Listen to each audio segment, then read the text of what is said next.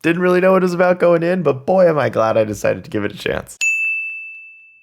What's going on, guys? Welcome back to another video. I am the Film Cubano. I appreciate you checking out this review. If you are new here, you like what you see, consider subscribing.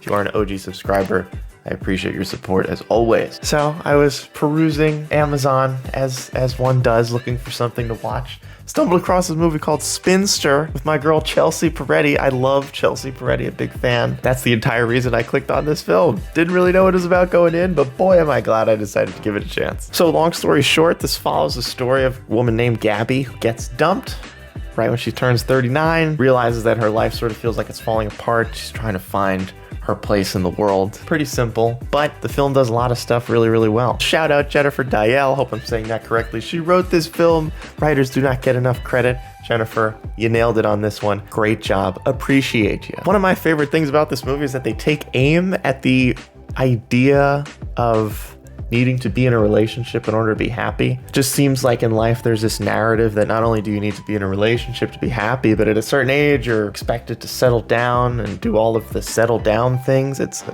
phrase that seems to only have one definition, which includes getting married, buying a house, having kids, starting a family, all that. Here we have a character who's not really interested in that definition of settling down, but everybody around her is telling her that's the only definition there is. One of the things that made this film so special was that it sort of felt like a reverse rom-com. A woman who was in the relationship gets out of the relationship and then becomes more single as the movie goes on. I thought this film was a perfect vehicle for Chelsea Peretti. Peretti has always had this naturally fantastic dry delivery, and in a film like this, I can't imagine them having picked anyone else for this role because it really felt like it was written for someone with her talents. I think it's always great whenever a film plays to the strengths of the actors, and that is exactly what's happening here. They knew precisely how to write for someone like Chelsea Peretti, and they absolutely knocked it out of the park. This film's listed as a comedy. I mean, it was in the comedy section. It's not necessarily like laugh out loud, joke every minute type of comedy.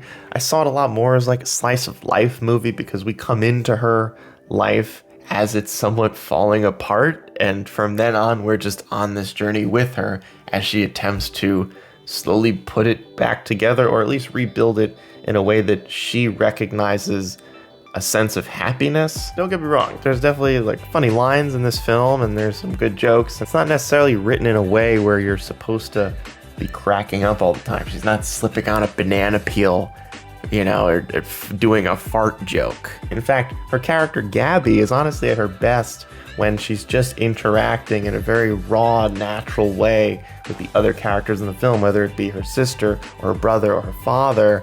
Those conversations hit a lot harder because of how the film is written. Characters interact the way you would expect. They interact like normal people.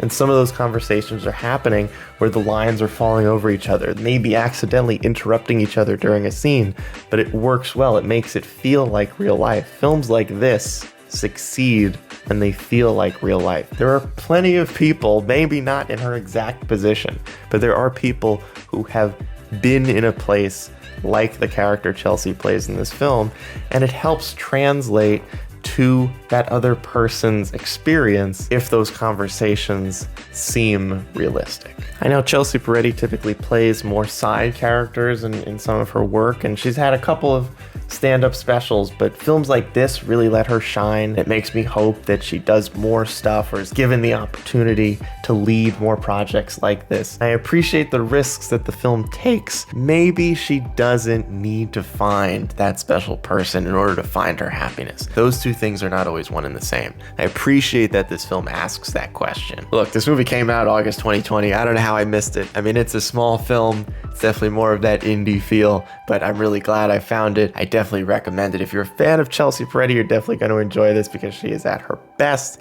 And if you're just looking for something fun to watch that's really feel-good story, I think you'll enjoy giving this one a chance. Thank you so much for checking out another review. I appreciate you always supporting the channel. It does mean a lot to me.